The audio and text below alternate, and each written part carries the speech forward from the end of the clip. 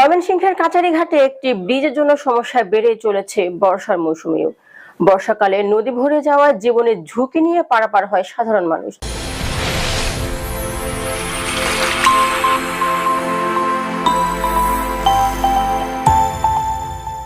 এদিক দিয়ে 5টি ইউনিয়নের মানুষ পারাপার হয়। একটি ব্রিজের আশায় লাখো মানুষ অপেক্ষার প্রহর গুনছে। নৌকার জন্য অপেক্ষা করায় একদিকে যেমন সময় অপচয় হচ্ছে, তেমনি অন্যদিকে নানা সমস্যার সৃষ্টি হয়। বিভিন্ন শিক্ষা প্রতিষ্ঠানের শিক্ষার্থীরা এই ঘাট দিয়ে যাতায়াতের ফলে সঠিক সময়ে পৌঁছাতে পারে না শিক্ষা প্রতিষ্ঠানে, এবং বিভিন্ন দপ্তরে চাকরিরত ব্যক্তিদেরও যাতায়াতের সমস্যা তৈরি হয়। সঠিক সময়ে পৌঁছাতে ব্যর্থ হন অনেকেই। ফায়ার সার্ভিসের গাড়ি এবং অ্যাম্বুলেন্স পৌঁছাতে পারে না এই চরাঞ্চলে। জনসাধারণের কষ্ট এবং দুর্ভোগ নিরসনে এখানে একটা ব্রিজ এখন সময়ের দাবি। সকলেই চান এখানে একটি ব্রিজ হোক।